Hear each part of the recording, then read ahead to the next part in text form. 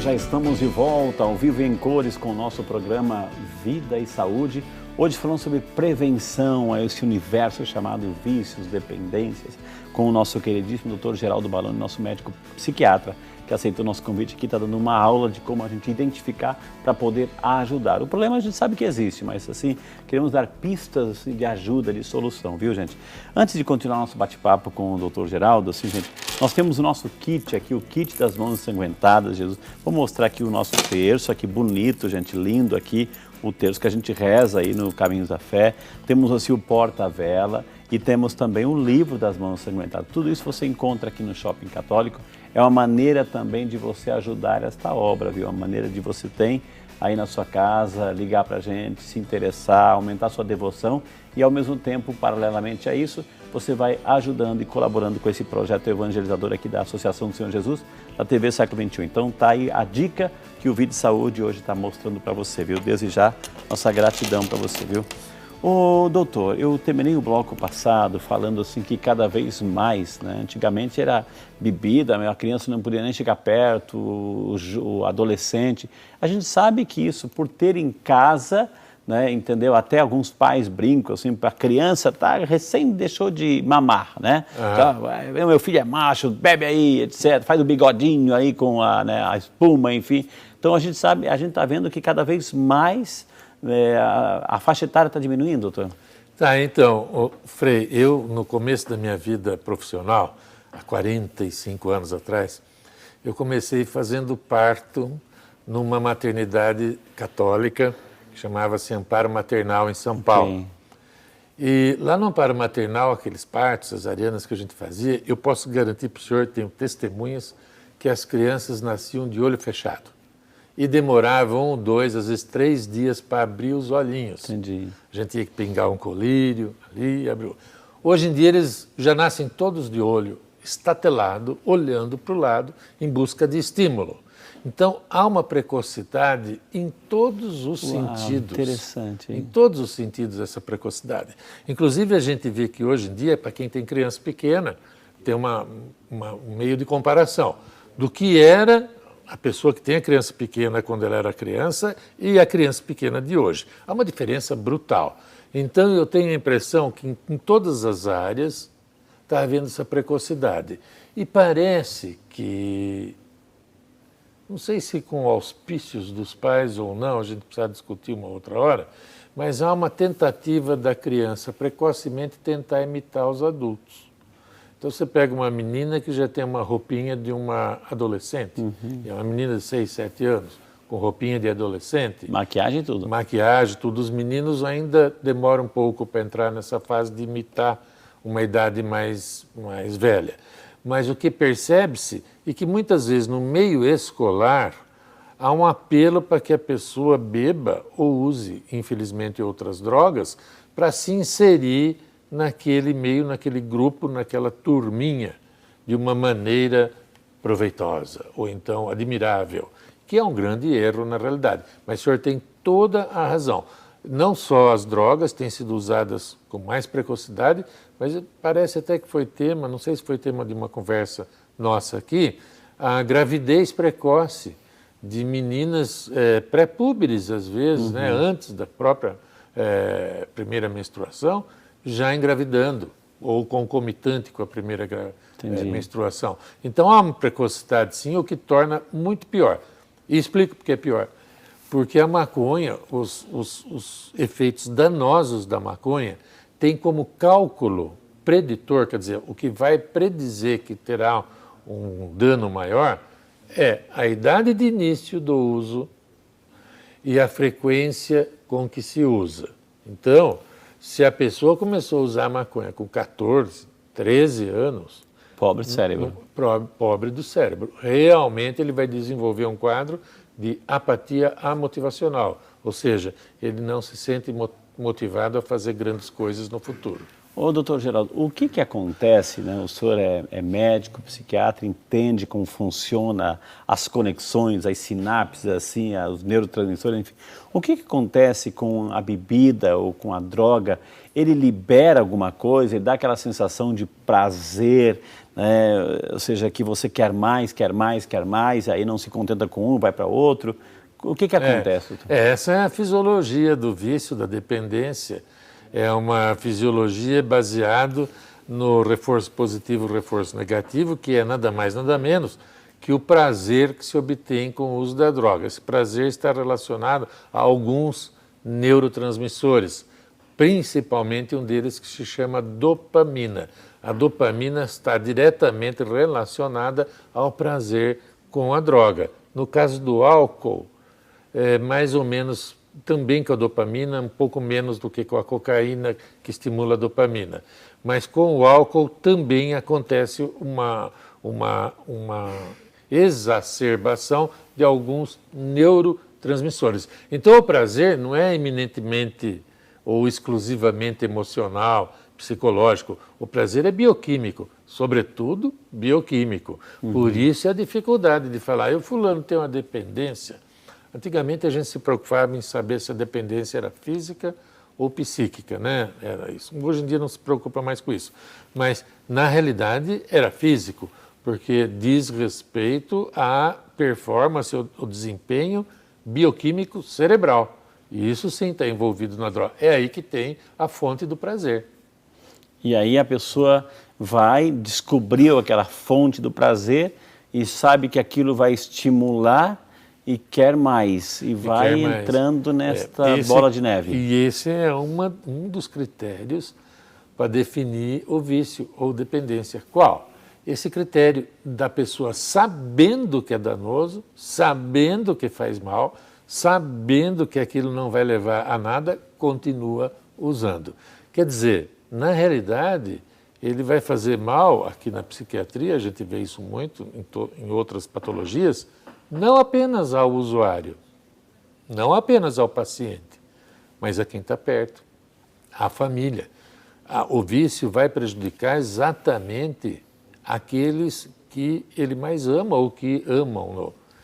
Aquelas pessoas do seu entorno afetivo, do seu entorno doméstico. É ali que vai estar o prejuízo. Mesmo sabendo disso, você veja o poder, a força do vício.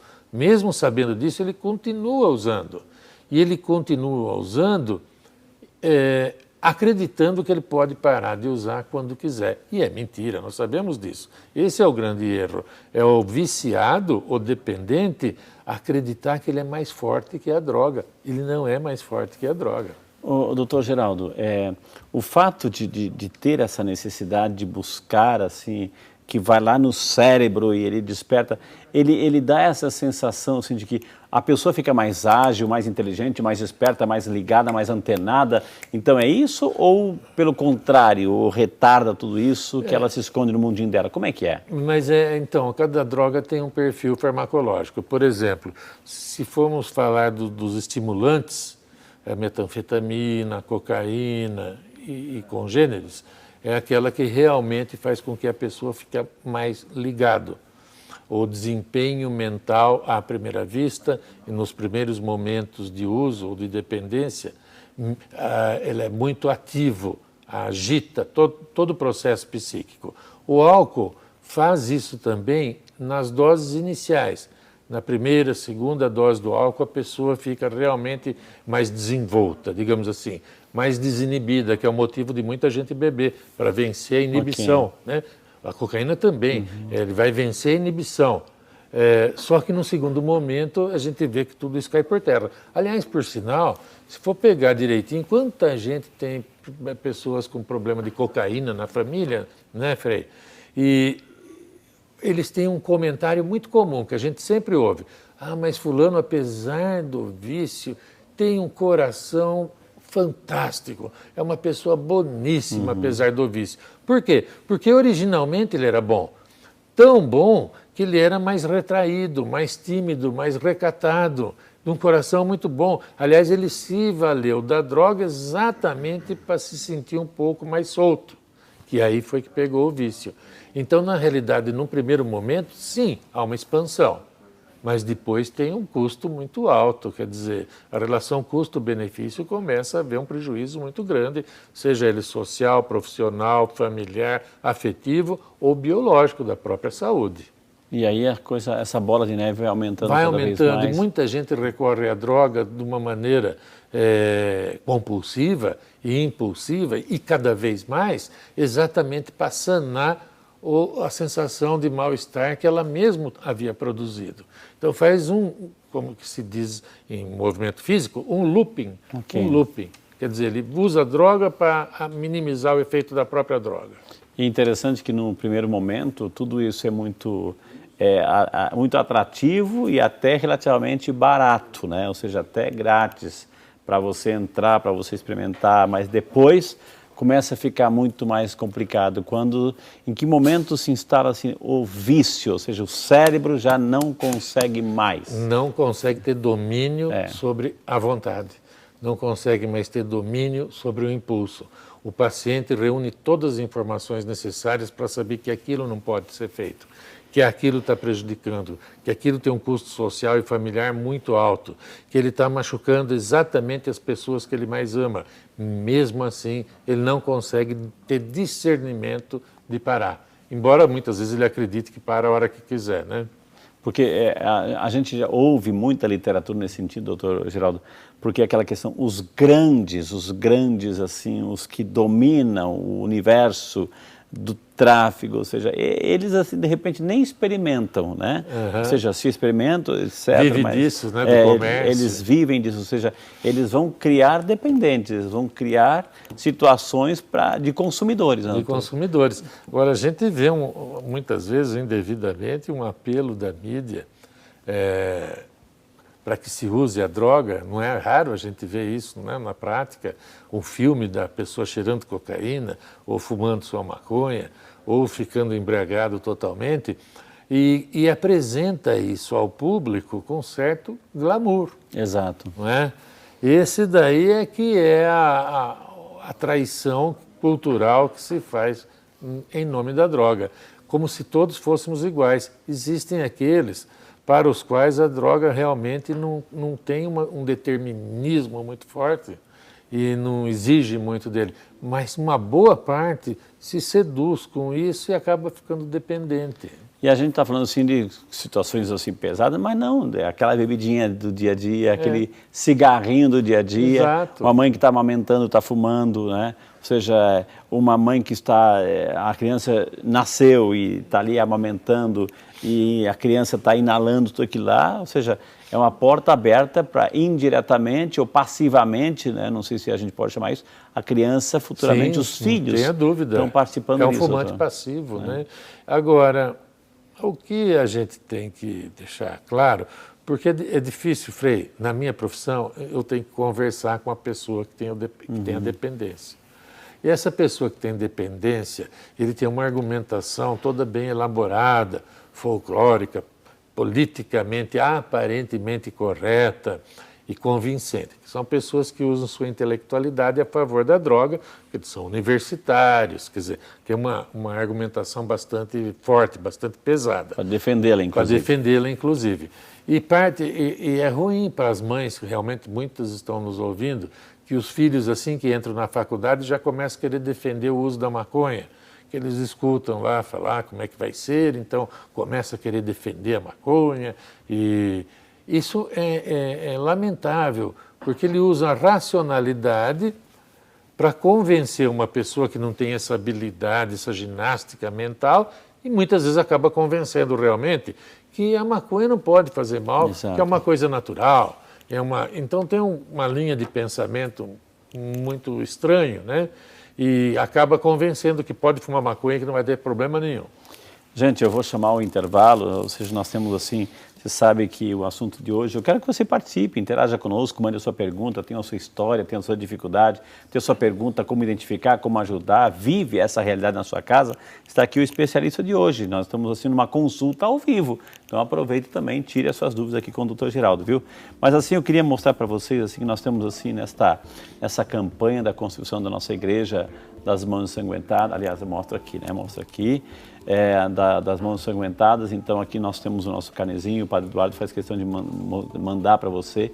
É como você concretamente, se programando, também pode ajudar nessa construção desse projeto, viu? Então tá aqui, a gente manda com carinho para você, porque não se faz nada sozinho, né, gente? A gente precisa de ajuda aí, de reforço, viu? E a gente está entregando, assim, um pequeno mimo, né? Um pequeno mimo, assim, são 12 parcelinhas, é isso, diretor? São 12 parcelinhas, o ano inteiro, você determina quanto que pode. O importante é fazer parte desse projeto, viu? A gente manda um mimo também para você, para incentivar. O que é importante não é o mimo, mas assim, a causa, viu, gente? Eu vou chamar o intervalo. Na sequência aí, a gente sabe que um grande defensor, um grande baluarte da nossa fé, da esperança, o Padre Haroldo Ram, ele está no céu, né, e ele deixou uma obra fantástica aqui, então a gente também quer, nesse programa de hoje, prestar uma homenagem ao Padre Haroldo, tudo isso muito mais, e eu quero assim que você também interaja e participe conosco, viu? Este é o Vídeo Saúde, ele é seu. Volta já, é claro, só para você.